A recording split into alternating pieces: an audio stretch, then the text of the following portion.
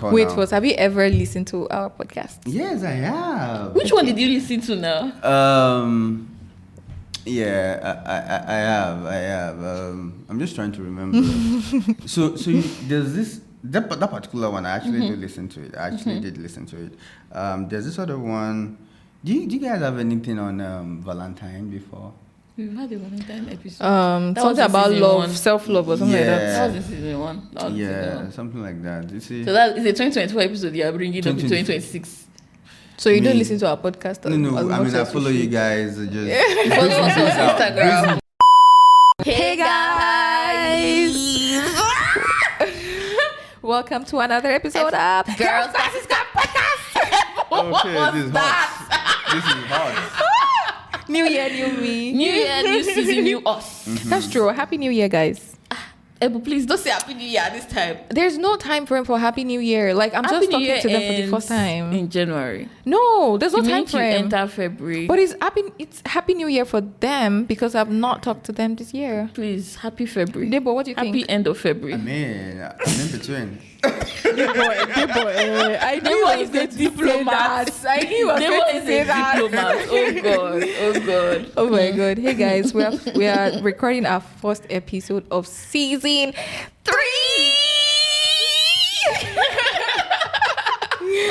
Oh my God, we're probably too excited, but it's really worth it. Thank God for elevation and growth. Hallelujah. And then we are doing video podcasts. New year, new us. Everybody are like, oh, when you ask them, do you listen to a podcast? They're like, oh yeah, I watch it. I'm like, what are you watching? Yeah. You don't watch anything. I feel like people feel like when they watch your reels on YouTube, on Instagram, maybe they feel like they watch. But that's like, I guess that was what I was referring to. But that's Debo. Anyway, they was giving us lumber. We have a guest on the podcast, and we are super excited. First episode of the first episode of the season, and we already have a guest. See, we're not joking. We're not playing this year. We told you guys we're coming back and better. We're not playing. So, Debo, do you want to introduce yourself to us? Yeah, hi guys. Good to be here. My name is Debo Olarabaju. Is there another thing you want me to say? Anyhow, what do you want them to know about you? What do you like? Like anything. Oh, nice. Again, I would like to say, just giving a bit of background. First and foremost, I'm married. A Daughter of a daddy to a lovely daughter. The cutest girl ever. 6 months old.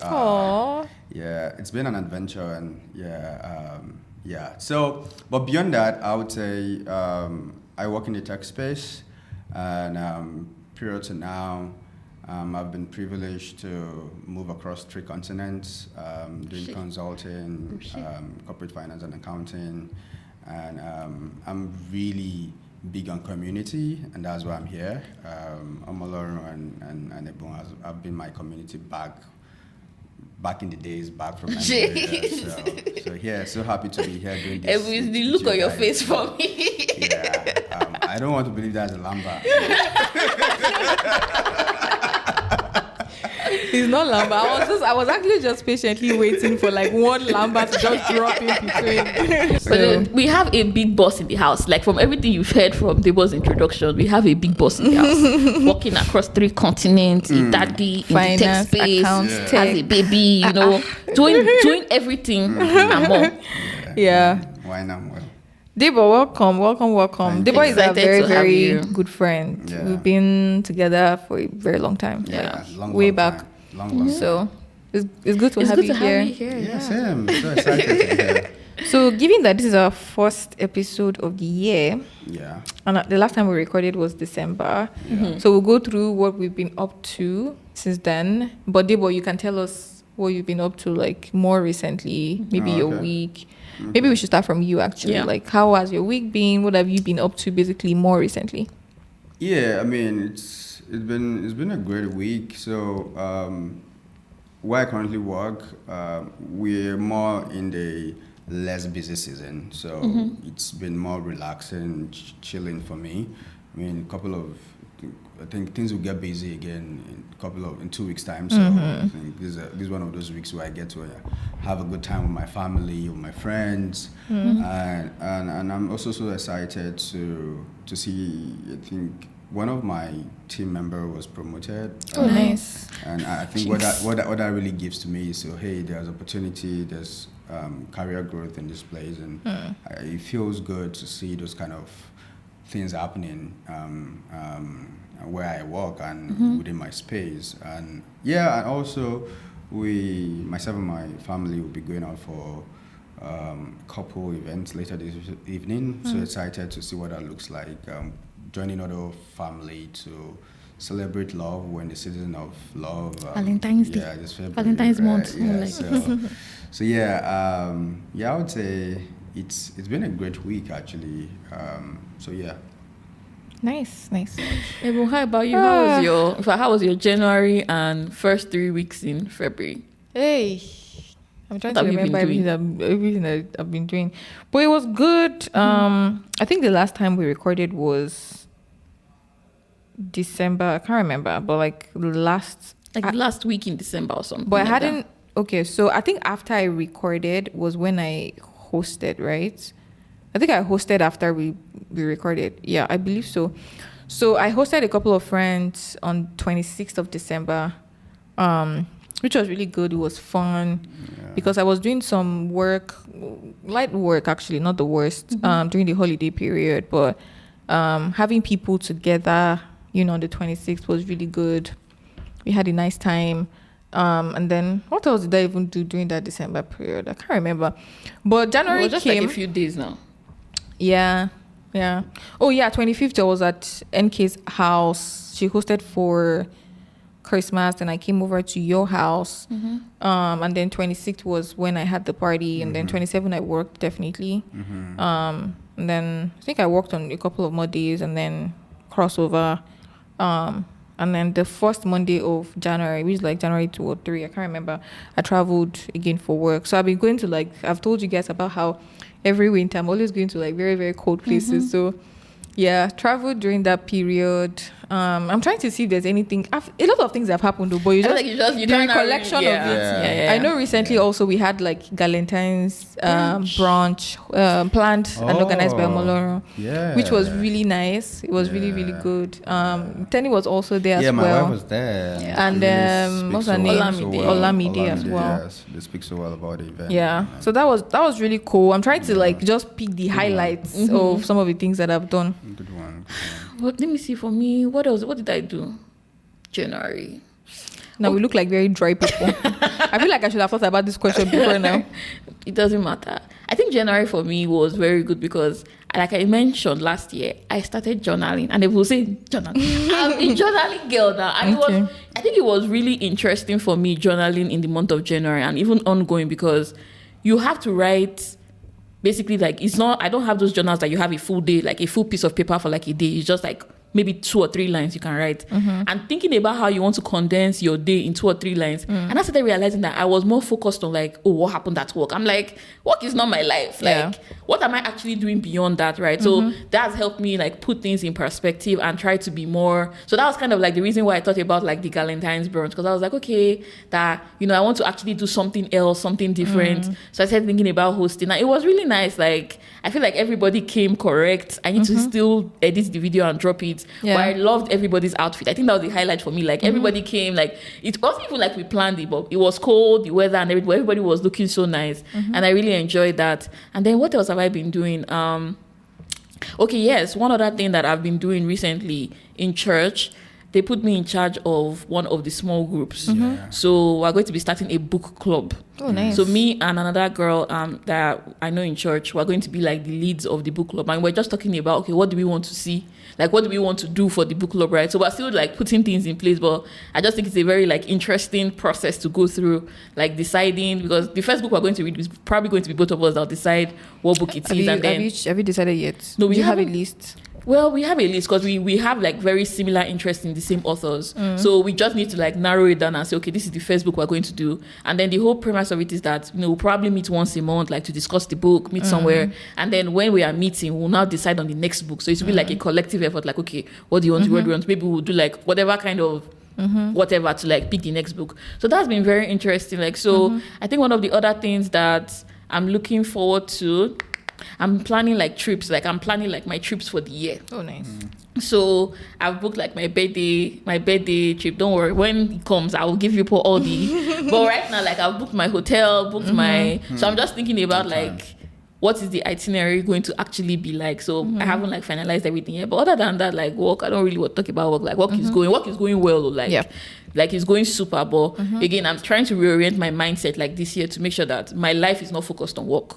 Like I'm doing other things beyond that. So that's how my week has been. And then I'm also going for like the couples. There's like the church is doing couples game night. So this is going to be the first time they are hosting it. So it'll be interesting to see what it looks like, because I know when we do game nights in your house, how people start shouting. Yeah. So I'm curious because all these people are like, you see married people in church and you're like, oh, this person is cool. You not go to game night. People are real people. So it's going to be so much fun. I'm sure. It'll be very fun. I just remembered as well, like outside of work, I remember like last week or 2 weeks ago, someone in UG had reached out to me to be a judge at the Dogs on Top competition, and that was like really cool because I participated in that competition when I was in school about 3 years ago now, or 4 years ago, and like being a judge, being on the other side felt so good. I'm like, it's so nice to like review other people's work and have opinions, but like when you are in the seat yourself, it's a different ball game. So that was really cool. I met other people as well. So I told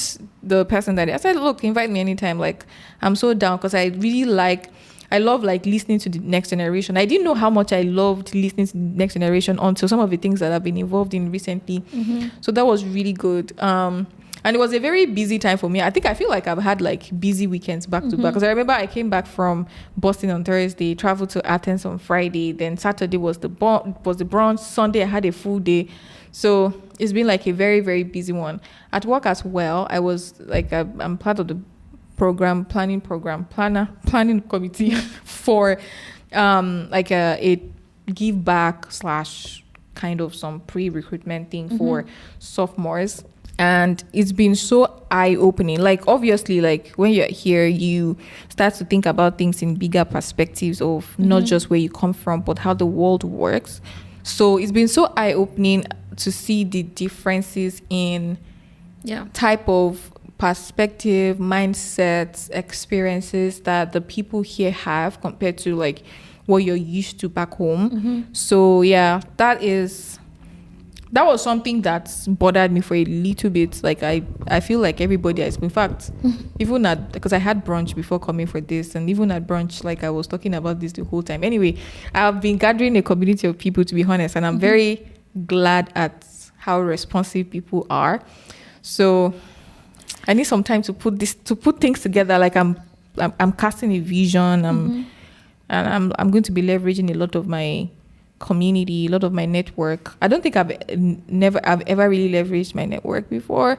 So, but that's something that I'll probably start doing from now, to give back basically. So be on the lookout. Who knows? Yeah. Maybe someone listening will want to be a part of it. I don't want to like say a lot right now, but when we have things in works, I'll let you all know. And I think it even brings us like what you said, because we've also talked about it, and I think we've mentioned, how when you come here and you see how not far ahead, but like how far ahead some people are at the time. So for example, now let's say what you were doing when you were 25 or 20, and you see people that are let's say for example you're 30 now, and what you were doing at 20, and you're looking at people who are 20 years old now, you're like, how are you thinking so far ahead, etc.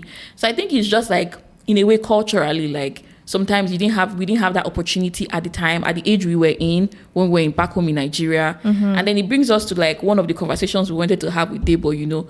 Debo already gave his preamble of he's a continental map. What did you say? You walked in 3 continents, or you lived in 3 continents. So give us a little bit more background about like your history, like traveling, like living in different countries. Like how did you start? You can give us a background of like, how did you start? Where did you school? How did you start your career? And then how that career progressed till where you are now?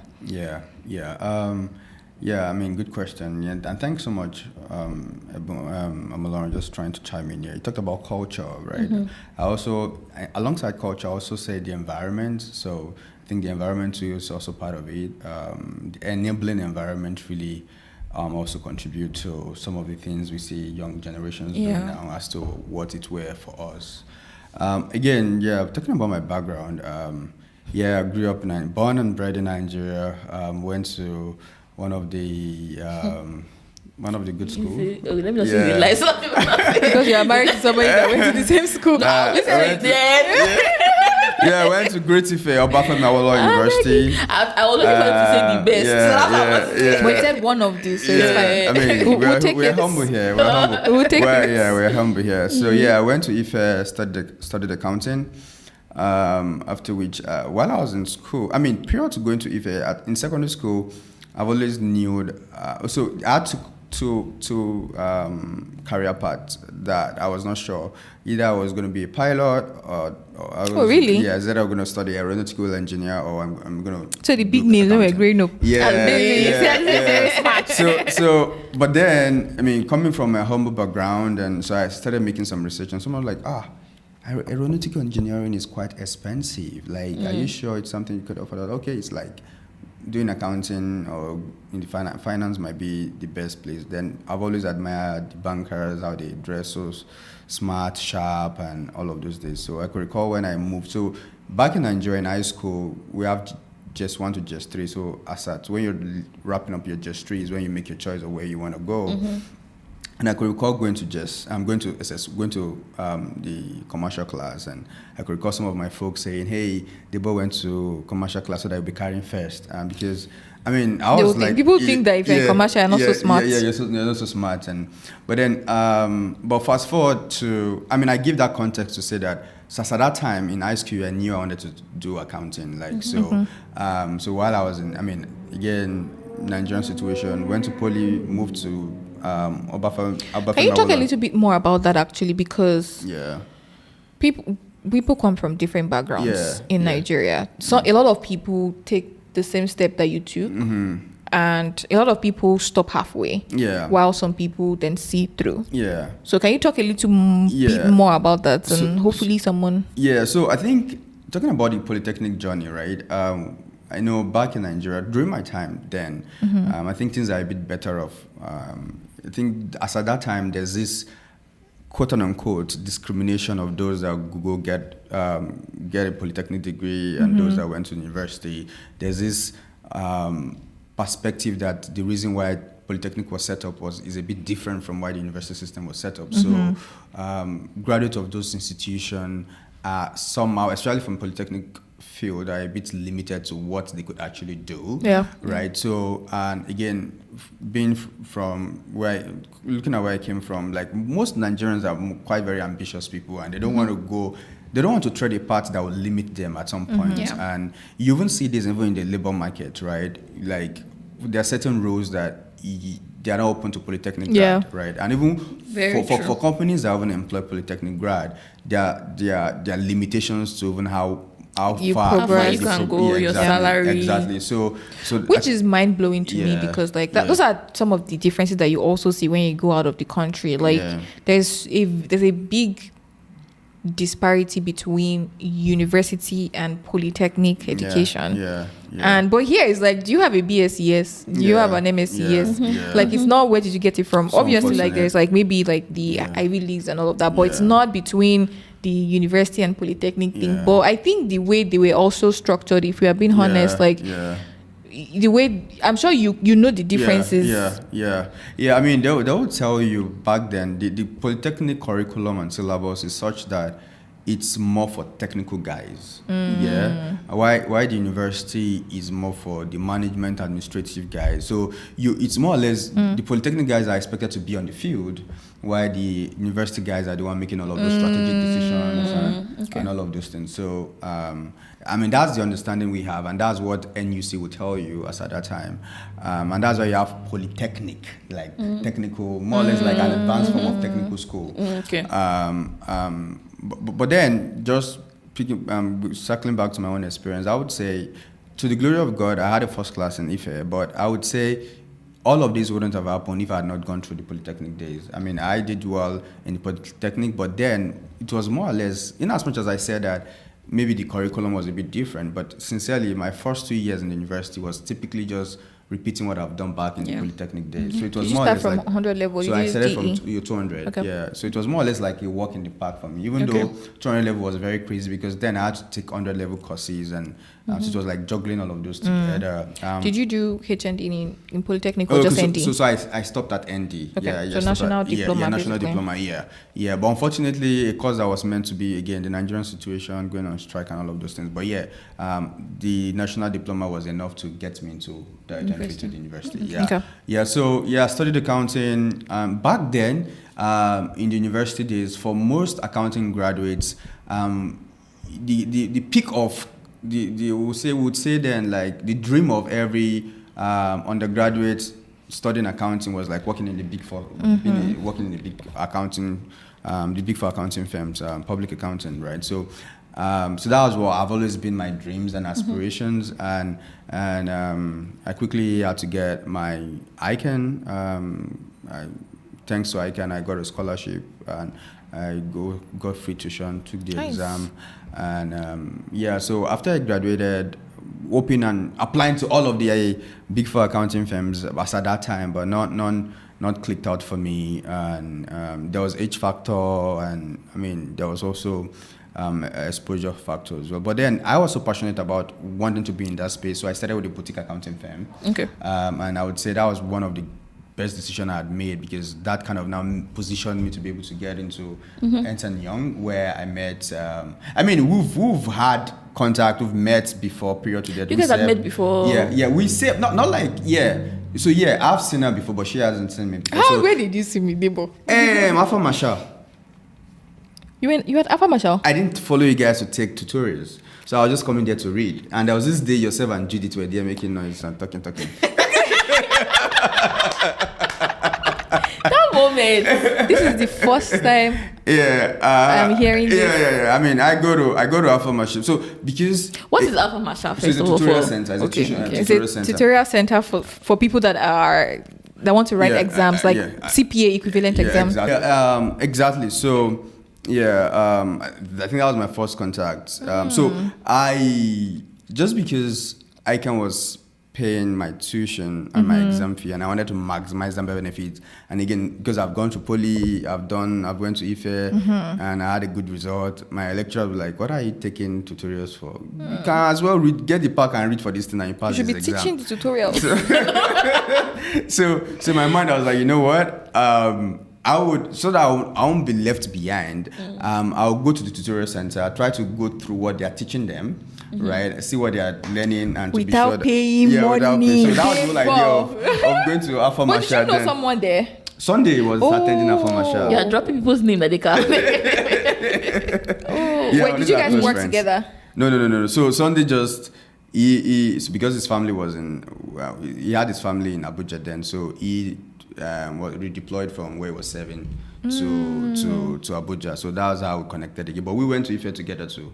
Sunday went to Ife together. So got my ICANN, started with a boutique accounting firm, which launched me to get into Ernst & Young, where myself and this beautiful, ambitious, great lady got to connect again. And and while I was there, I was in the audit and assurance service line.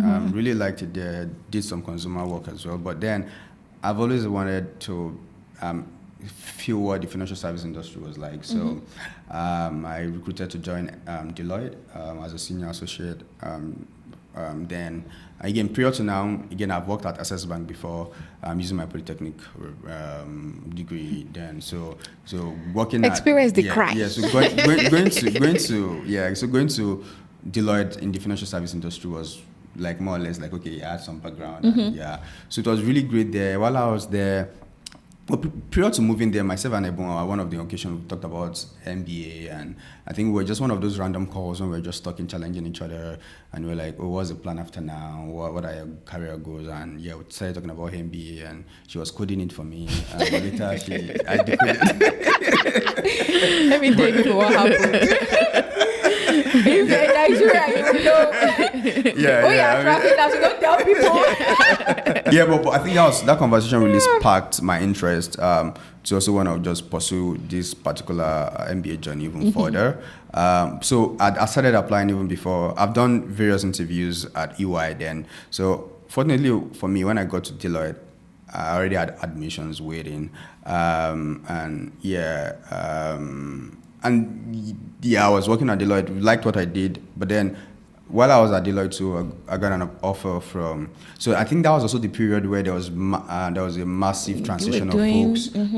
Just because I think that was shortly when we had the British and the England guys, the British exiting the European Union, and they were like. They were out of Brexit. Yeah, exactly. Human resource capacity issue then, and they were trying to see how they can make up for that gaps and all of those. So there were a lot of opportunity for the big four guys in Nigeria and Europe, and I was like, I was fortunate to be one of those folks that was able to maximize this opportunity. So while I was at Deloitte, I had MBA admission, I had what was it called, England, and I was like, where do I want to go? You had a job opportunity in England, and then you had a study opportunity in the US. So there's always, so low key, right? They've always been that plan to leave the shores of Nigeria, right? I've always seen myself, Japa, I've always seen myself, and it was not just for Japa. I mean, there's so many different reasons why people Japa, right? But for me, it was more or less like I saw myself as someone that has a lot to offer, not just within my community, but the global world entirely, right? Yeah. So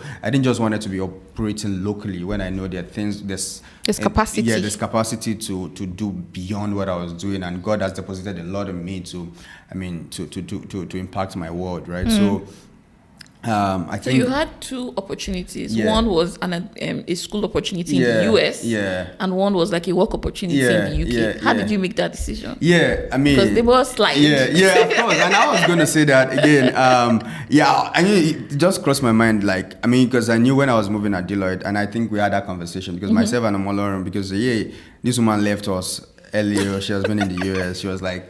She was like that mentor we're looking up to, like, want to be where you were. But then myself and Omo-Olorun were all prepping together.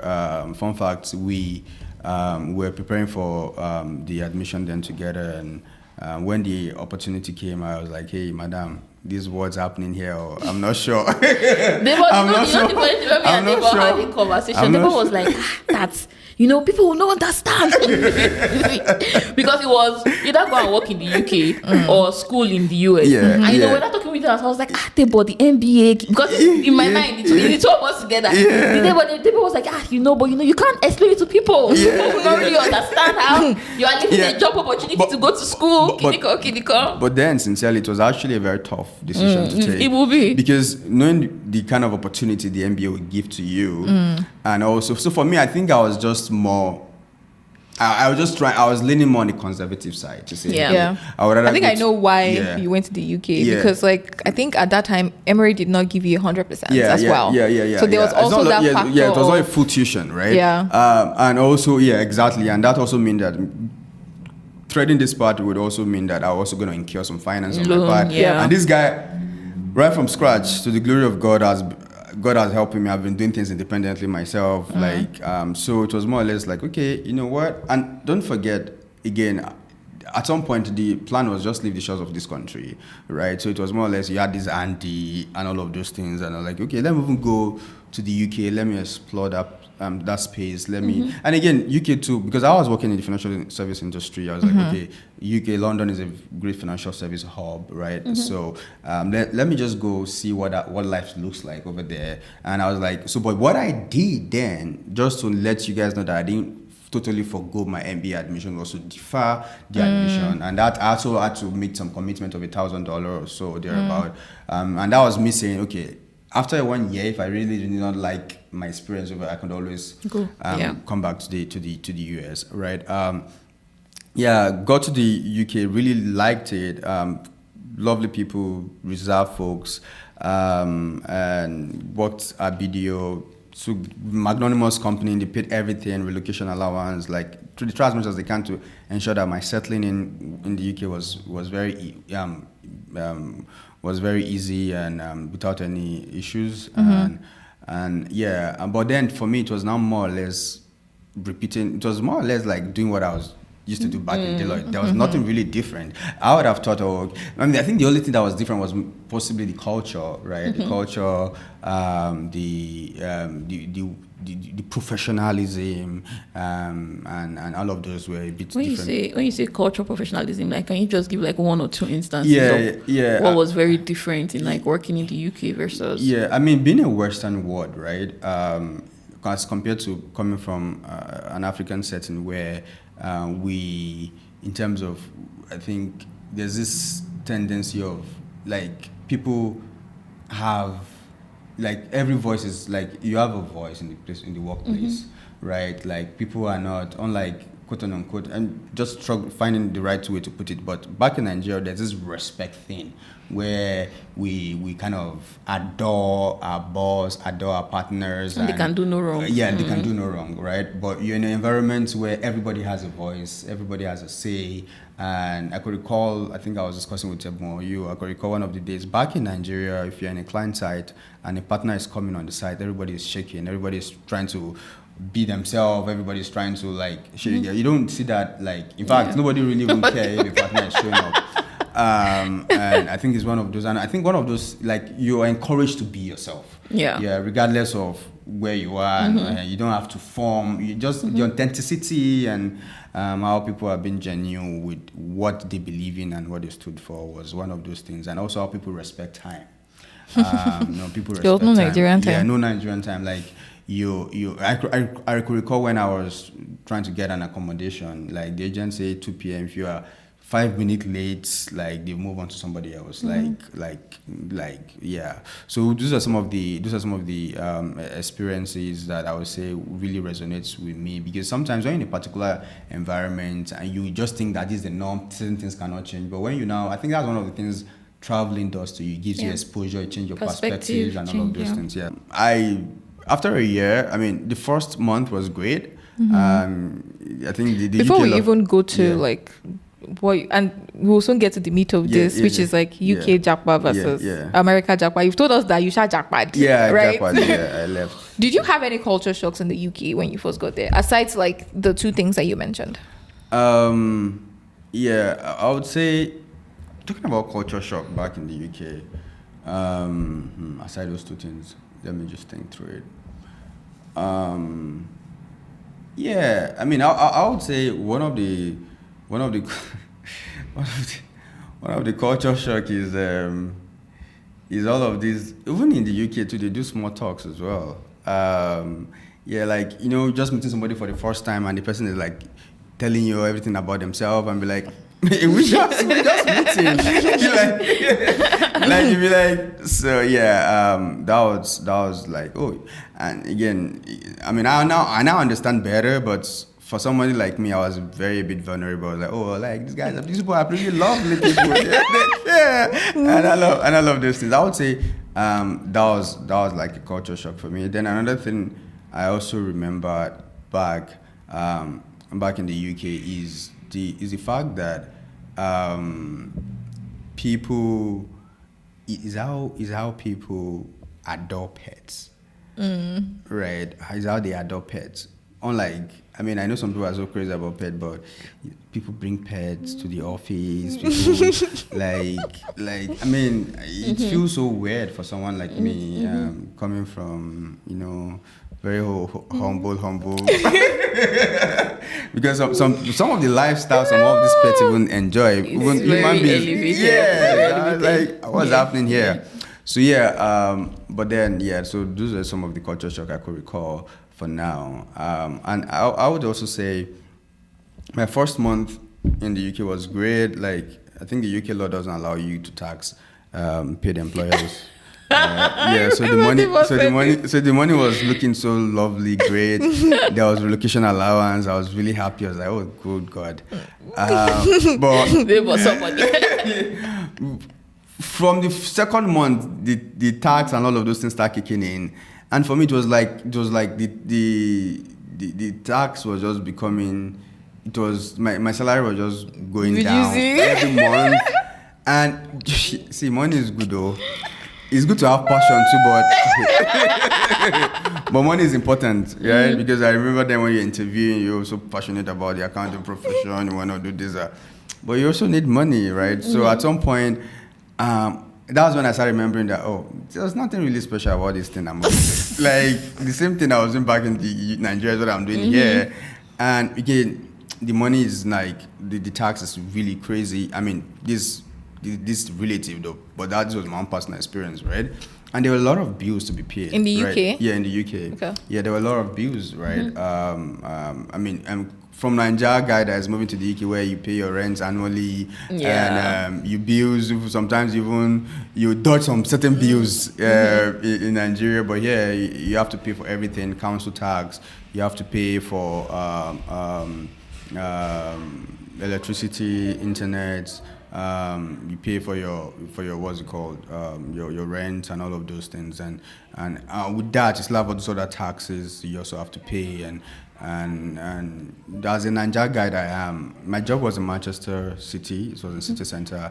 When I saw the way things were going, I mean, again, I didn't mention this, I have a cousin back in the UK, so I stayed with her for like a month. So when I was going to get my own accommodation, I had to go get it in Wigan. Wigan is not like the eyebrow area. Things are not too expensive there. So yeah. How far away was it from Manchester? I mean, it was about, if you were to take a bus, so let's say about 45 minutes an hour. Yeah, that's from Manchester City Centre. That's not so bad. You know the thing. Sorry to interrupt. You know the thing that I feel like will be the biggest culture shock for me when I go to, like, if I live in the UK or something, is like the bus system. Yeah. Because I feel like because things are closer a little bit and they have like the trains, the bus, like people rely on it more. Yeah. But here, is that you Uber or you? No, but in certain cities in the US as well, they use the bus and train system. Like New York, for example, train. Even Chicago. Chicago also use train. It's not everywhere. Yeah. So it's not everywhere. So that's one of the things you want to compare, right? In terms of infrastructure, take it or leave it. The European countries, or I would say England, does a good job. Europe is smaller. Yeah, it is actually. So like US is from here to Seattle is like 5-6 hours. That's an argument to say maybe that's why they're able to have such a great infrastructure. But then beyond that, I also say the US is a capitalist environment. So you mean like specifically transportation infrastructure? Not really. I mean, in terms of healthcare too, like, so healthcare is next to, like, it's costing really next to nothing in the UK. Like, but you guys queue though. You say what? You guys queue. This is just happening recently because of the number the influx. The influx of folks, immigrants that have moved in. But prior to now, everything health is like cheap for everybody. But could you get urgent care when you need it? Yeah, you could, but now things has changed. But back in those days, you could. Okay, back in those days. Yeah. As if it's 1965. So I'm saying, when I say back in the days, I'm saying prior to, even a year after British exited the European Union, right? Things were still fair, right? I mean, you could choose to use private healthcare services, but you could still go to the NHS and still get good access to healthcare. But just picking back to what you said about what's it called? The bus system. The bus system is not just even the bus system, right?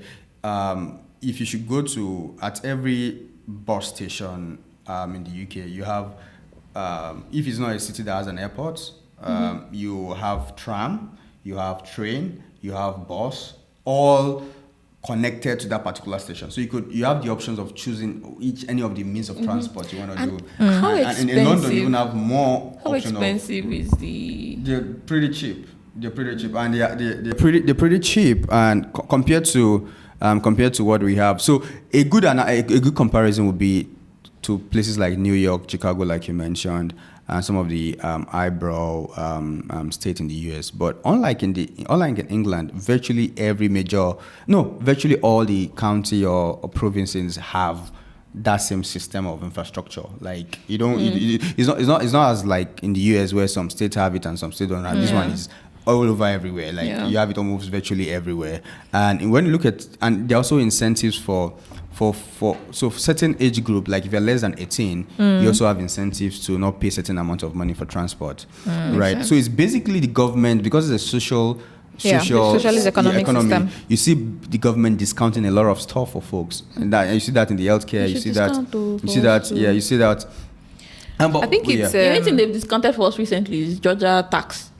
Yeah, I think it's even a different system entirely, because in America, like different states run their things in different ways. But like it's more centralized. And I think it's I can't remember what the government system is right now. But like things flow, and I think it's the same in Nigeria as well. Things flow from federal then to states. But in this place, it's like there are things in this state, you have federal law. Exactly. And because we have this country is more capitalist intense. There's a lot of lobbying going on, right? And again, this has a lot to do with culture too. In here in the US, as you guys are aware, one of the great culture here is like the culture here encourages individualism, ambition, scale, right? But back in the UK, it's more of a reserve culture. Like how do we help our people? Like how do we help the lowest of the lowest in the income ladder? How do we ensure everybody is just doing fine, right? Again, there are pros and cons to it.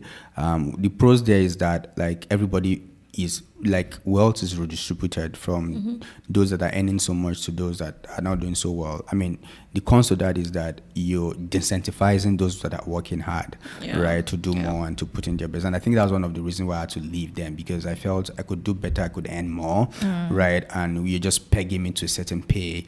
And I mean, there's more money in the US. The records have it. There's more money in the US. There's more opportunities in the US. Again, back in the UK thing, I think another thing I like the fact that there's no gun violence, security is great.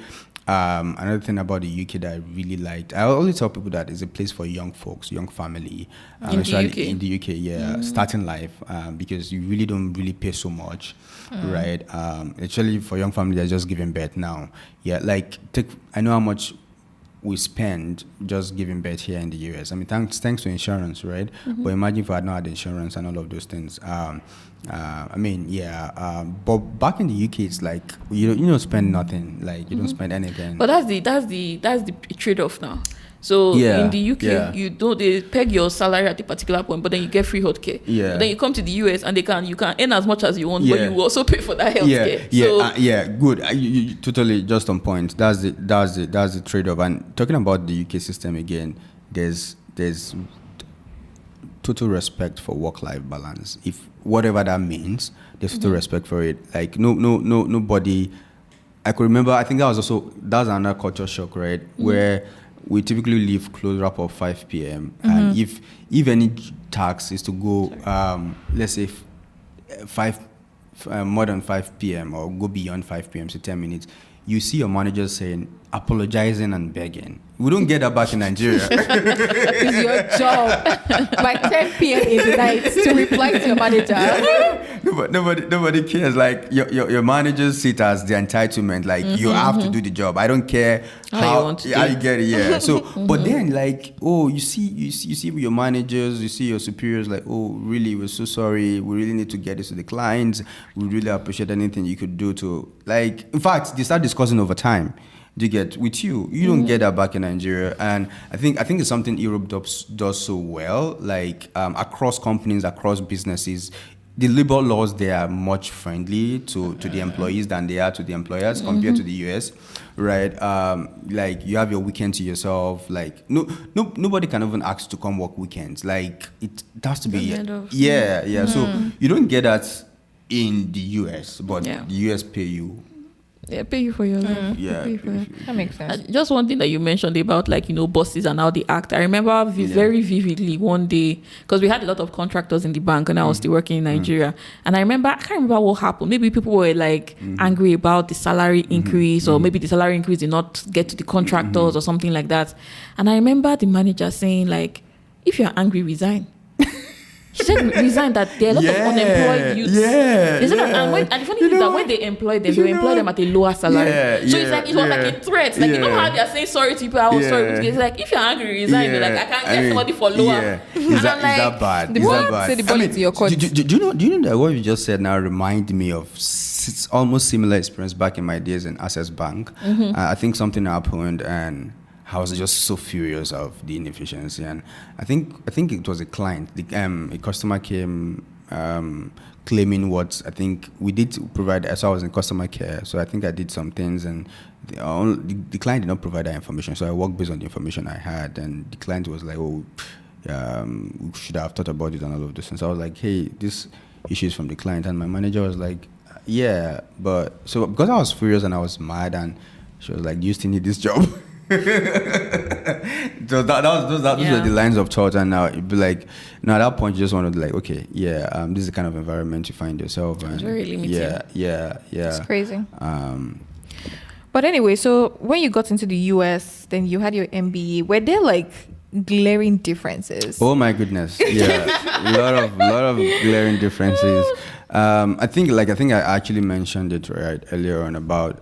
In terms of the culture, I mean, there's no doubt the fact that there are a lot of the rich guys are here in the US, like in terms of the top richest folks in the world, and that kind of also shows you the fact that there's something the US is doing greatly. And when I talk about individualism, what that means is that people have a mind of their own. People can take risk, right? And that's why you have a lot of small scale businesses. You have a lot of private equity firms here in the US, right? Unlike in the UK where people are a bit reserved, they're scared to take risks, they're more conservative as they would be here, and you see that individualistic culture even in the place of work where people just share their mind, like hear their opinion, and I think really what that really helps when you have an environment that encourages people to share ideas. I mean, it's really, I think that's more like a catalyst to innovation, to growth, to things getting better. I would say that was one of the things about the US I really liked. And people here are quite very ambitious, and you can have a lot of entrepreneurs and not be ambitious. So there are a lot of and there's more money here in the US, like great companies and great pay, depending on the pathway you used to get into those companies. Unlike in the UK where so the average salary back in the UK, like, okay, coming from an accounting background, the average salary in the UK is like £35,000. I still cannot. Yeah. Like, I don't know how to translate pounds to. Not like I don't know how to translate it, but when you're in the US, it can be one for one. Yeah, I know, but because the economy is also very different. That's what I'm saying. Yeah. So when people are asking, like, let's say for example, is £50,000? I'm like, I really cannot tell you whether that's good or bad based on my experience in the US. So let me give you maybe something that might help. So currently, I think $1 to naira is about say 13.50. Okay, 13.50, right? So pounds to naira should be about 2K thereabout. Okay. So but I don't even think it's like the exchange rate. Still translate. I think it's just like the system, and I think I was also having this conversation last. The system is different. For instance, like how much do you buy groceries in the US versus how much you buy groceries? Let's go so into it's that. It's not one to one. So yeah, I agree. I think we're talking about standard of living, cost of living. In terms of food is cheaper back in the UK. So I feel like it's cheaper. Cheaper and expensive is very relative. Yeah. Because if you look at the average, what's it called now? The average income rate of an American, and you look at the average income rate of someone living in Europe, for instance, divided by the average expenses. Okay. It might be the same, although the amount is different. So for instance, if someone is earning $100,000 here, you might be spending, let's say every month you're earning like 100 divided like maybe like 5,000. Okay. 5,000 maybe 4,000 every month. Yeah.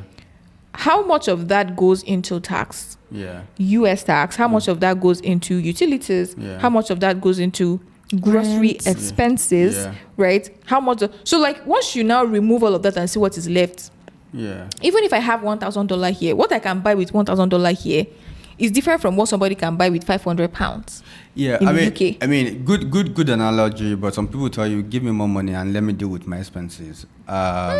Yeah, I mean that's how some people. So, for instance, if you are earning £35,000 in the UK, you might be good. Yeah, Like, I mean, so yeah. Just going back to your point, some people will say if you're able to earn if you're earning about 70,000. Do people get to £70,000? Of course, people do. Like so, like average, in the accounting, not average. Like that's like high. No, in the accounting field, in the public accounting space, right? Most senior manager get paid 75,000 pounds. Yeah, 75,000, 80,000 pounds there. And again, it's just in the London area, like because life in London is a bit on the high expensive. side. That same senior manager may be getting maybe 50,000 in Manchester. And that's a good amount for that. That's a good amount for that area. Yeah, exactly. Just going by what the analogy the disparity is just too much for me. Yeah, it is. But let's even take them piece by piece now, right? Again, I totally agree with Ebun when he talks about what cheap is relative, right?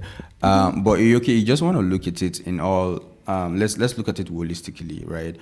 In terms of, let's even say, how much will it take you to buy a particular product here, and how much will it take you to buy that same particular product in the UK, right? Drug, for instance, right? If you want to buy a particular drug in the UK, you pay for it. 10 times. You pay for it 10 times the amount here in the US. Yeah. Yeah. 10 times. So is it more expensive in the US? Yes, or is it more expensive? Okay. Yes, So again, like when people say cheap and expensive, I find it really hard to relate with that word because it's not like it's expensive. It fits into the type of money you are making in that environment. Yeah. Okay? So it's not like it's expensive. It's like, I mean, it can be expensive, but like a lot of times when people say, oh, the US is more expensive than the UK, and then they will now tell you, oh, the US pays more than the UK. Okay, so let's look at it this like, way. Okay, I have one. One. Let's use like shoe, for example. Okay. Like, let's say Nike shoe. Like, it's still something that people relatively get. Yeah. Nike shoe is between like 80 to 100, depending on what kind of shoe you're getting. You might get higher or lower. So if somebody tells me that they spent like $85 on a pair of Nike shoes, I'm like, that's normal. Yeah. That's normal. But if they spend £85 on shoes, that's a lot. That's a lot. Yeah. Exactly. So that's why I'm saying that. What is now the equivalent of normal for something like that in the UK? So what some people would do, I don't know if this addresses the question, but what some people would do be like, and I think you also try to raise that point of, okay, we want to net all of your expenses and what's is it disposable income? Disposable income. Yeah, disposable income. That's what you're left with after all of those expenses, and compare both, right? I still strongly believe that. And again, we're different, and we have our priorities or we have our interest. So for me, if I'm earning £75,000, and this is just my own argument, right? And let me just go back. While I was an assistant manager with BDO. Yeah, I was earning about 40-something thousand pounds. I was in Manchester. I was in Manchester. My flu was, I hope she doesn't see this, but I know she was almost above £100,000. Pounds. Oh, okay. Yeah. I mean, if you shoot the conversion, maybe closely. I mean, again, she was in New York, right? But just in my own mind, doing the quick analysis, I'll be like, I mean, look at 41. But she's spending more. Of course, she is spending more. So how much do you pay for groceries? Let's say averagely in a month. Averagely in a month. Yeah. In the UK? In the UK. I think on the average month, I don't think I've really exceeded $100. £100. That's £100. That's in a month. And yesterday I went grocery shopping. I spent over $400. Yeah. Like it's great. It's not like one to one. I'm a single guy. Wait, you know. Well, we know. I'm married. I mean, stepping on you. Yeah. So again, I mean, I totally get what you guys are saying. I'm not saying like one is cheaper than the other. Yeah. I'm just saying that the economy is different. So you cannot, because when people hear, it's not equivalent. People hear numbers. Yeah. They don't put into consideration everything that goes into that number. It's not the same. Like if one person is earning $100,000, another person is earning £50,000. It doesn't mean that the person earning $100,000 has a lot more money to dispose than the person earning £15,000. There might be some variations to that, But I strongly believe that the amount that you spend, if you spend like half of £50,000 on things, and you spend like half of $50,000, what you can do with $50,000, it might be the same thing that you'll be able to do with that £25,000. I mean, valid point. Now, I've spoken to folks that have moved from. Now, this is the part I want to go. You really, you see more folks move from England to the US than you see folks move, and I'm talking about career guys, people that are doing well, they're experts in their various profession, than people moving from the US to the UK. Why would you want to move from the US to the UK? Good question. Now, again, like I said, we're different, right? And what drives our motives and all of those varies. But let's not go deep into money matters, right? So when you got into America and then now you're earning money, what do you think now? Because I know, like, so you what also, do I take in what perspective? Obviously, you're making more now. You have an MBA, so you have, you're a tech bro. You have a higher pay. Why now? The tax system here, is it similar to what you experience in the UK? I mean, I still feel the tax system here, it's is still better than what I have back in the UK. Yeah. Because again, I just tell you, so there's the normal tax. I mean, I've not been able to sit down to like do the comparison line by line. There are different form of tax, but I know back then you pay your income tax. It's what they call NI. I think there's something what they call NI. I don't even know what they use that one for. Sure, you get. I don't know what they use it for. But yeah, I mean, and I think here in the US, I mean, it's not like the tax too is super lesser. Not just tax, plus deductions generally. Plus deductions. I still feel it's still much better than my experience back in the UK. And again, coupled with the fact that I'm married, I'm filing jointly. I think all of those benefits also really impact my net, my take home. Let's talk about the pros, right? For if you're someone that really want a conservative culture, modesty, you want a good family life, good work-life balance. I think the UK is a good place for you. There, like we said, there's no gun violence, but that does not make UK totally. Now. Yes, exactly. Violence is everywhere. Yeah, it is everywhere. Totally understandable. Which I have a question for you now. And this is a question for all of us because I think one of the things that you hear a lot when you are thinking about moving to the US is gun violence. Gun violence. Like, how many times have you? And again, we thank God for life. We thank God for like everything. But how many times have you realistically like thought about it while actively being in the US? Because until people tell me, gun violence, I'm like, it's true. I know somebody. In fact, I could remember when some of us were moving from the UK to one of our guys was posting that him US gun violence. No. It's in the US now. No. Some of our colleagues in Deloitte. Okay. He's still in the UK now. Now, to be very sincere with you, if you think about it too much, because there was a time when it was very, very rampant. Like you just hear in this store, in this public school, in this place. It's still happening. Let's just be thankful that it's not in our environment because in fact, I've heard cases of people that I've seen personally that way, that their family was a victim. Oh my goodness! Of gun violence. So I mean, I think as believers and not people that fear God, we just trust in God's word that He will protect His own. Absolutely. And then again, the normal Nigerian person will tell you, all die and I die. Die can come at anywhere. maybe not see it too. I've heard some cases. I'm like, just that God word that you said, let's just hold on to it. Because I heard a particular case and I know the person else. I was very sad for them. God will not make us victims because Amen. Amen. But that's something to be concerned about. But again, you don't want to. So I think the point I also want to make is that you don't want to think about it too much. You don't want to think about it. It can't be your focus. Yeah, it shouldn't be your focus because but some and again, some people are that very conservative that alone makes the US unattractive to them. True. And like they wouldn't have anything to do with where anybody can just have access to gun and shoot anyhow. And we hope that sometime the US government will do something about it.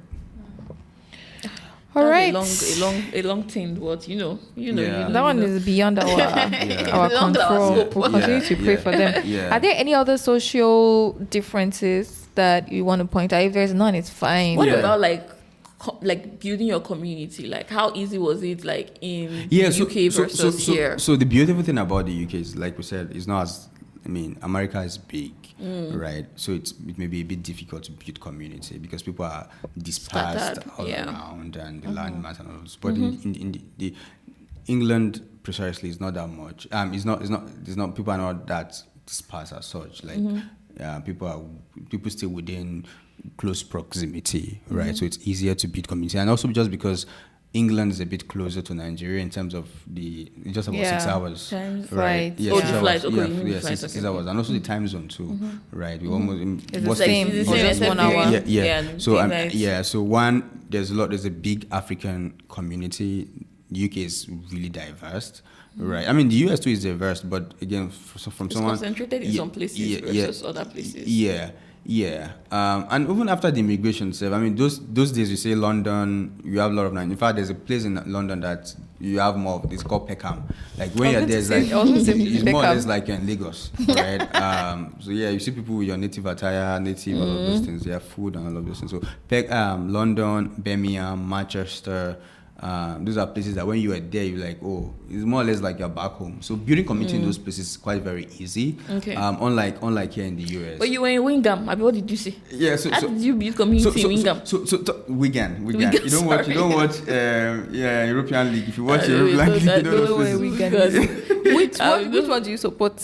Which football? So I was in Manchester. I was staying in Manchester. So I was more in Manchester City. So did you go for any game? Yeah, I've been there. Yeah, nice. yeah. You don't follow Wigan to watch football? So Wigan was just to cut costs basically, and just so you cannot be loyal. It's suburb. You cannot be loyal. Anything that had money to the pocket. So just talk about What was anything that had money to the pocket? Just talking about the fact that so because the UK is the proximity is not, so even the cities are not too far from each other. So from Liverpool to, you can literally walk from Manchester to Liverpool.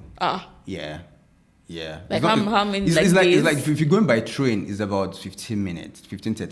Oh. Yes, so that's Manchester to Liverpool. Manchester to Birmingham, it's about 30 minutes train. I know train is high speed now. No, high speed. They will stop. They have they'll stop all those stops. So some of those provincial counties, they are not too far from each other. So that's another thing about the UK that I really liked. So it's easier to just connect with folks and the transportation system is just great. You asked question about if there's any other social. Yeah. I mean, I would say the fact that because of the great African community there, it's easier to organize a lot of events with folks, and you also have like a lot of Nigerian dishes, African dishes, Ghanaian. I heard that's very accessible to buy as well. Very, very accessible. Very accessible. And I don't know, maybe because of maybe this has to do with me, but I mean, there are a lot of things in the UK that I can eat compared to here in the US. Like I'm not there yet. Like a lot of things I still see. I'm like, what's this one? What's one that has shocked you the most? Yeah. I'm not a vegetarian, so when I see all those cheese, I was like, I think that's my own. When you see a food that does not have any form of meat inside, what's all of this? Or when they invite you for an event and they're like, oh, there will be food. You not get it. You not see cheese board, chakaturi board. This was the pronunciation. When you say chakaturi, what's the real pronunciation? Charcuterie board. Another thing again I also observed is that the McDonald's back then is a bit different from what you have. Is it better? Because I know people say that when you go outside the US, the McDonald's is always better than the one in the US. Yeah, I mean, I can't really remember the taste now, but I know that. Okay. It tastes differently. Yeah, but I know it tastes differently, and I know that back in the UK, O2B is more bigger. It's bigger. Basically. Fun fact, I've never actually eaten at McDonald's, which is very fun. I said I've never actually eaten at McDonald's. Oh, I mean, do you like McDonald's? I mean, as a single guy, fast food is an option. I mean, I cook my food. Do you like McDonald's as a single guy? I mean, I'm not saying the motivation I'm for even going asking, to, like, if I really like it. No, like fast food options. Like, is McDonald's your go-to? Yeah. Or do you have back in the UK? Yeah, that was my go-to. There's this other place other that ones talk about. So what's the movie? It's McDonald's now. No. They just opened. They are. Is it Nando's? Nando's. Oh, okay. Did you ever go to Nando's as well? Is it something? So I didn't really. Yeah. Don't go out a lot. I didn't. No. I didn't. Yeah. I didn't really visit that one. I didn't really visit that. Nando's is nice. I like Nando's. You mentioned. I was thinking about it right before you mentioned Nando's. And they have a lot of cheaper stores. So, I mean, I don't know the cheaper stores we have here in the US, but back in the UK, the major ones is Aldi. Are you talking like Tesco. groceries? Yeah, okay. Oh, there's Aldi in the UK. It started from there now. That's where it started from. Really? UK owns it. Yeah. I didn't know that. Yeah. I didn't know that. You Actually, visit Aldi here too. I've never like bought something there before. Because you're too big to visit. No. Because we did a case on it in was it marketing? Yeah, marketing going. It was strategic something. So that's another culture. Strategic management. That's another culture to call out. So in the UK, when you go to all of these grocery stores, they help you package your items in a bag. Mm-hmm. They don't do that here in the US. You do it yourself. You can now. Yeah. I mean, apart from that's if you do that. That's if you do self checkout. Yeah, that's if you do self checkout, and sometimes they will ask you, "Do you need a bag?" Wait, in the UK? In the US. It depends on the store you go to. It depends on when we went to DC, they don't used to give back to anybody. Some states have some states have sustainability thingy where like if you go, I think California also you have to buy. I can't remember. I think so. So some states have more, although Georgia does not. Some grocery stores they are trying to reduce like I think nylon. Is it Whole Foods or no? There's one that's really popular that people like to go to. Trader Joe's. Do you know? I never had thought about it that could relate to all of those sustainability issues. But me, I was thinking, they're trying to save UK costs. Is more sustainable from what I've heard. Yes, not Europe generally. Yeah, they are. They recycle. Yeah, but for them, so I think I was looking at it from the fact that you do things yourself. No. I was looking at it from the fact that maybe folks here were just trying to save costs. Like you virtually have to pay for everything. That's specifically in Aldi. No. So in Aldi, for instance, you pay for your carts. You pay for. Do you pay for nylon in Aldi as well? Aldi, they don't have bags. No. You go with your own bag. Yeah. So they don't have bags. Their so you own can buy business model is to save costs. You can buy their own bag, like not the nylon one, but like actual bag. So they remove everything. Even some people pay for cards before you enter. In the UK don't have bags as well now, do they? Like nylon bag for the most ones I've visited, you have access to nylon bag. Yeah, to nylon bags. Yeah, and I would say is it nylon bag they use or paper bags? Nylon is a Nigerian thing. So no, is it paper they use or is it like paper bags or actual like nylon? Yeah, nylon. Yeah, nylon. Yeah. Which first? Let me be sure. I'm not sure because I'm on air.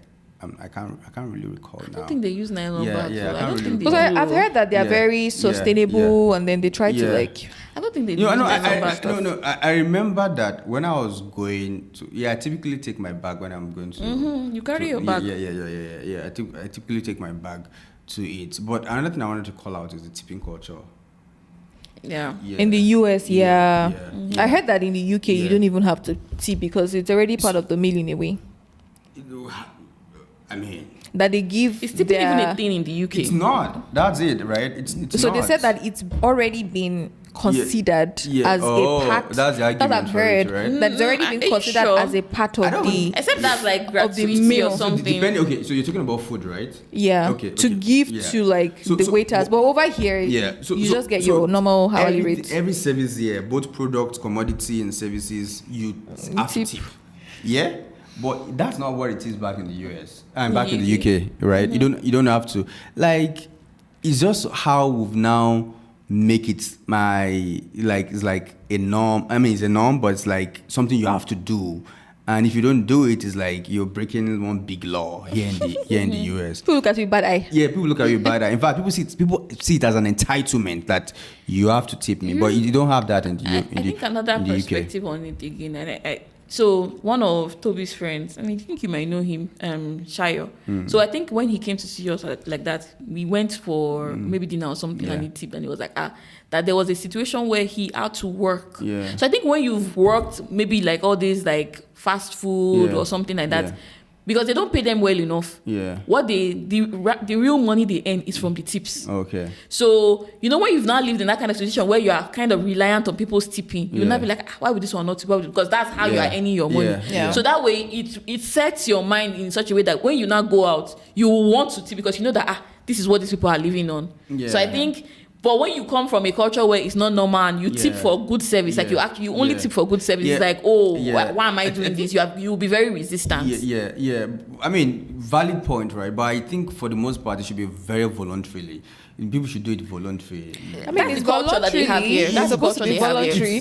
But it's you that are feeling bad or guilty that you are not giving because they kind of make you feel guilty for not giving. But now I feel like I even see it differently. When I was a student, like I'll be like, actually, when you are just entering into the culture, you're like, why? Like because it's very different from where you're coming from. But like when you are here, and then you then start to understand that $10 plus. I mean, and you've got the money. You spend it. Funny enough, one thing I see online is that even when people are dating, like obviously people that were born here and everything, if you are going on a date with a guy, that's one of the ways they check to see if that's a good guy. If he does not tip the waiter or waitress. And I think you're just calling out great things now. So another culture shock for me in the UK was when there was this female friend of mine, and we've been, Ademilade. So, and we've been like, she was in London, I was in Manchester, and we've always said we'll meet. Then she was like, I'm coming to renew my passport, my Nigerian passport in London. I was like, okay, that's fine. She was like, you take me out. I was like, I'll take you out. I was like, okay. She's like, don't worry, I know you're scared, we'll go Dutch. In my mind, I was like, look, you get Dutch. I was like, okay, Dutch. So again, I think it happens back in Nigeria, but it's not common, right? Where you're going out with somebody like opposite sex, and everybody go with the mentality of saying, okay, you pay for your bills, and but the normally is like you say, let's go out. So you sponsor, you pay for everything. Do you get? So I think that's also something that that was like, interesting. Have you ever gone for like a birthday? I've heard situations of people that they'll go for a birthday party. The first time they'll think that the person doing the birthday would like buy their food and everything. When they're not done eating, they'll be like, this is your bill.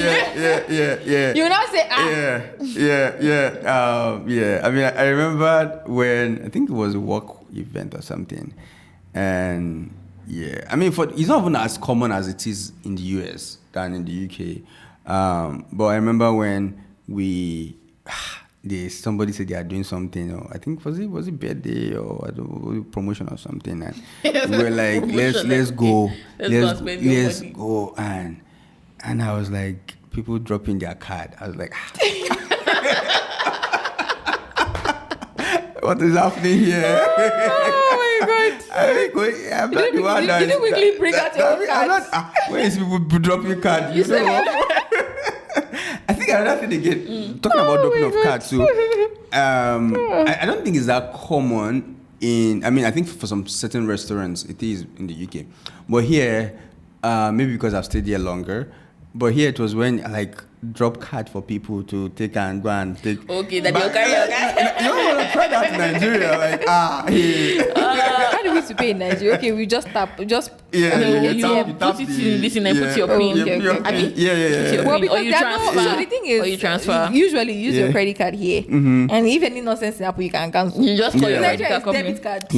So it's like right there and then you need to put in your pin before the thing will work. So another good thing again is that here you can return almost most of the things, right? Like if you buy something and you don't return like it. In fact, some people have now abused the system whereby is that also the same in the UK? It's the same. Nigeria, the moment your legs step out of that shop, please. The way they do that, they don't know you. It's so funny. They're like, so what should I do? They're like, come and buy another one. Different color. That's what they'll tell you. But sometimes folks even in the US now.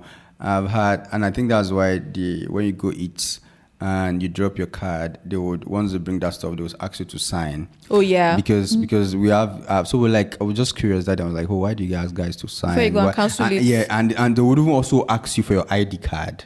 Like, can you show ID card? Okay, that's if you're drinking alcohol, no? No. We didn't take alcohol that day. It wasn't Little Lagos. And they asked that was Little Lagos has a lounge. Lounge, right? So they have like an age confirm. But if you're not taking alcohol, they will not ask you for your ID card. Yeah. But I think what I was also trying to call out is the fact that, again, some people try to also game the system and have counseling. And so sometimes there's also like this back and forth with the bank and the merchant trying to say, hey, this person actually used this service.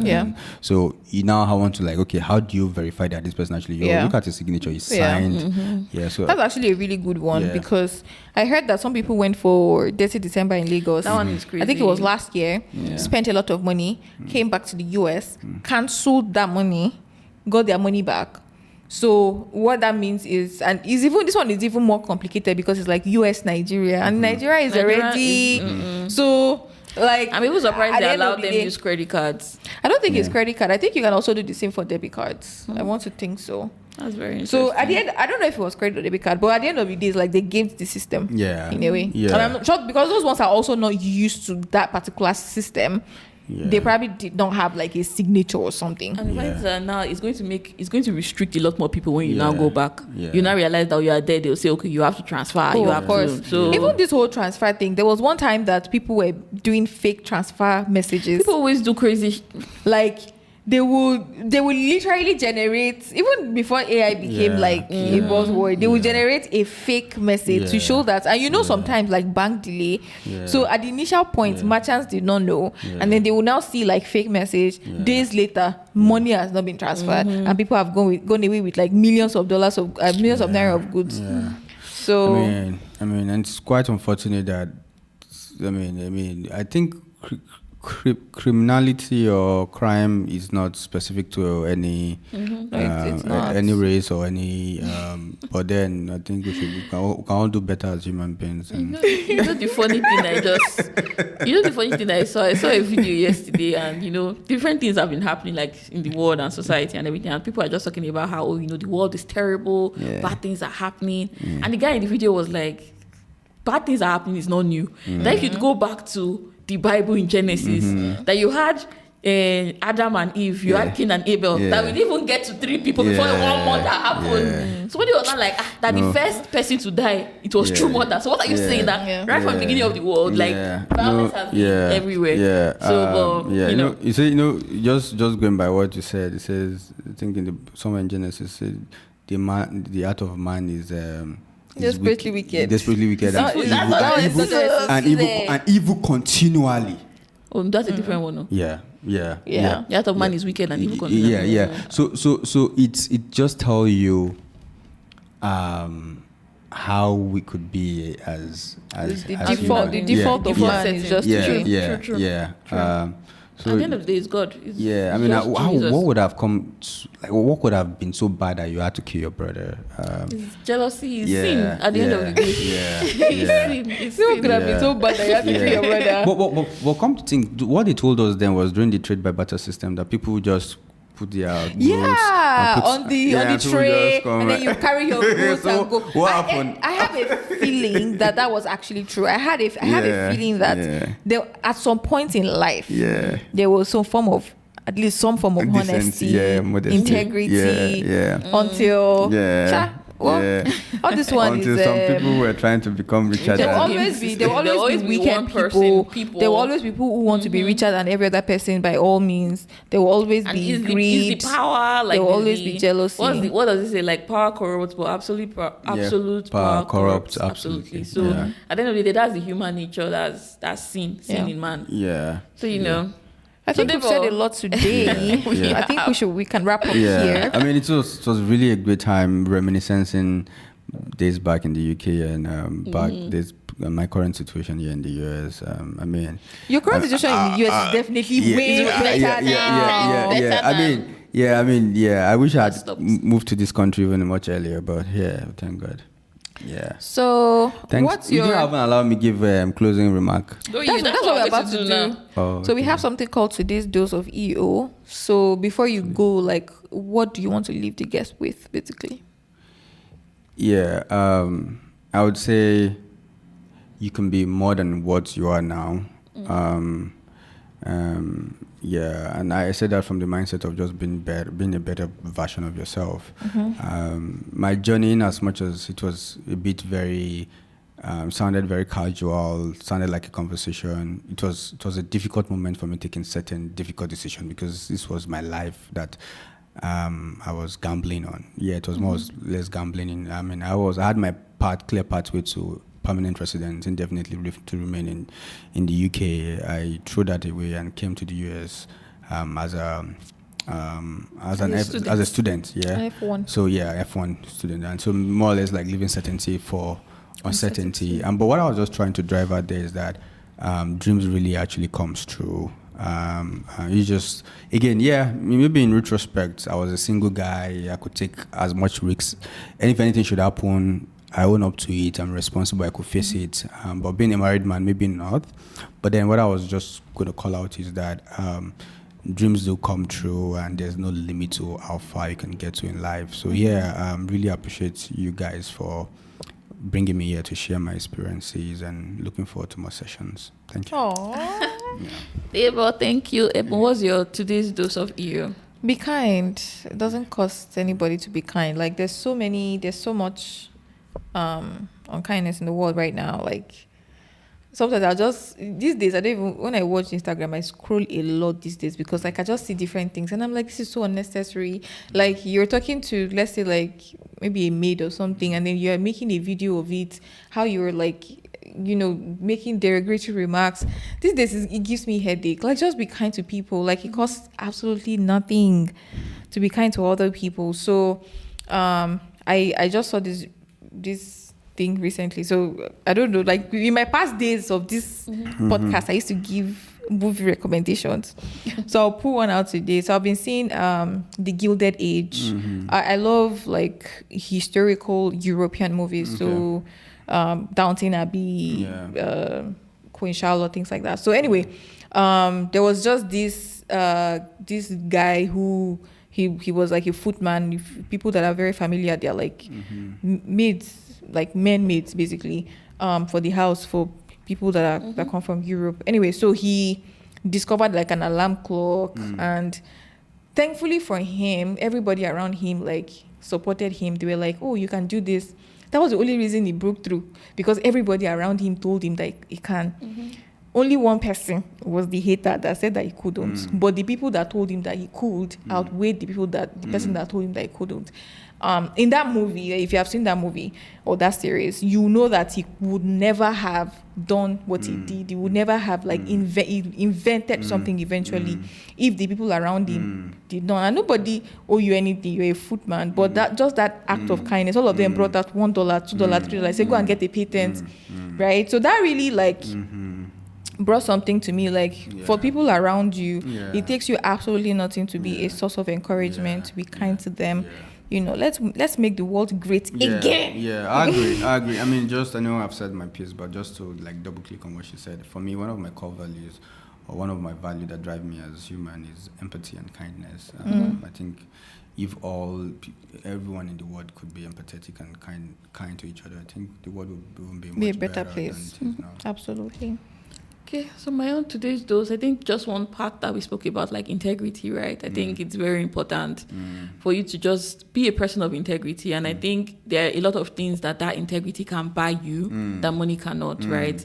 Just like your reputation, like your peace of mind, and just knowing that, there are certain situations that happen that, as much as, you can't really trust anybody, but some people that you've worked with, if you see a certain situation, you'll be like, I trust that I cannot do this thing. Like if you saw it's a lie, it's not how you saw, it's something else, right? So I think just having a sense of integrity. Yeah. I mean, the Bible says a good name is better than silver and gold.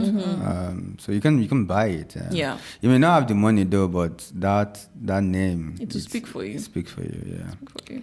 Pastor Debo, should Debo, I pay my offering? Should I pay my offering?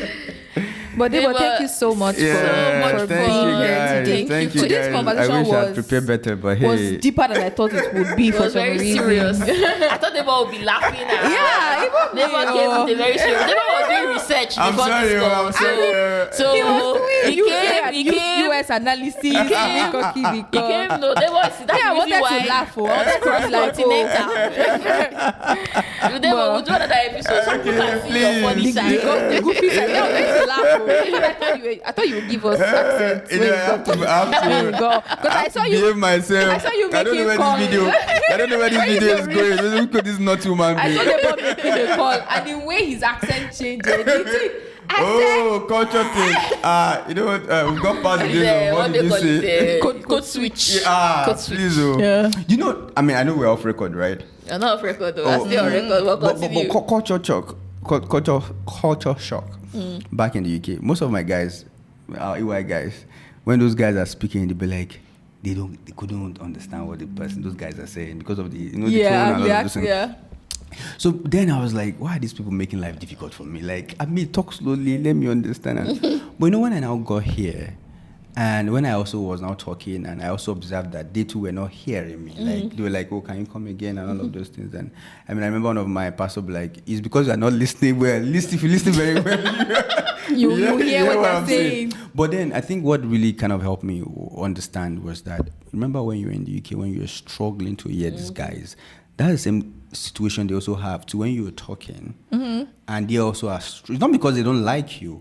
They also are because they're also not used to your own tonation and all of this. So they are also struggling to understand you. So the best, and sometimes when some of us try to speak in certain ways, some people would think maybe we're trying to show ourselves or not. No, so I think sometimes it's also a way. I mean, you could speak your normal way and they will still understand you, right? But sometimes it's also a way to also help communicate, like just help both parties understand each other. I think sometimes you also adapt to them. Yeah. Because if you say, oh, what are you saying? And they ask you, 20 times, you yourself too, you will soon and say, what are you saying? Yeah. So I feel like it's just natural as human beings to also adapt to wherever it is that you are. Because if you look at children, if you bring a child from Nigeria now that is 5 years old now, leave them here for 1 year. They're already doing spirit.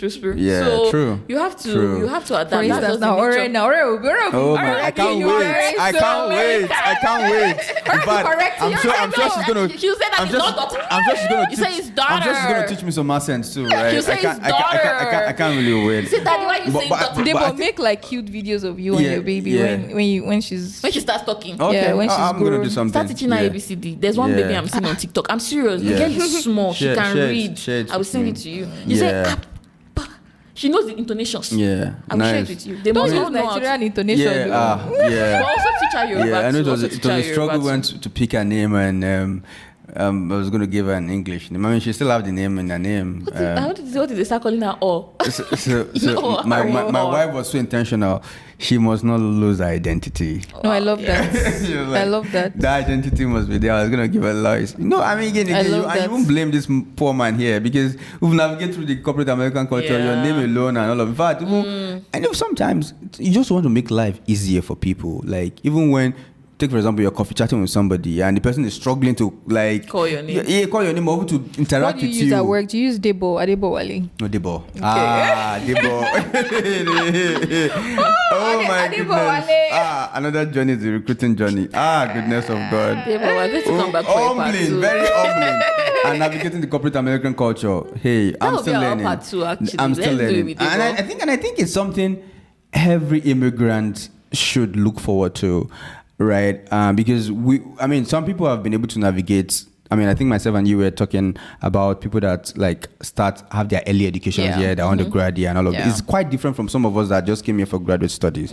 Like, that's an entire, because it's one thing to get a job, it's another thing to sustain it and to be successful at the job, right? And not even in an environment climate where employment for the most part is at will and anybody can be let go at any point in time. Employer's market even right now. So. All right, thank you so much for listening to us. Continue to like. They will not show this energy when you are talking about doing seriousness. What should they do? Whoa! Please subscribe, like, follow, share. Debo is not reading it from anywhere. I don't know why I feel like he's reading it from somewhere. It's not. It's a special expression for me. Look forward to our next episode. Coming out live. Please and please. Debo is really enjoying. Call a friend to come and watch. We share. If you are not, name call two people that you know to watch this podcast. I'm trying to call Teniola. Let me call you first. Yes, Teniola. Similulua. Olamide. Oh, your family there. Yes. Let me start with my family first. Okay, you guys have heard the bird. Thank you so much, guys, for tuning back in. We'll see you in the next one. Bye.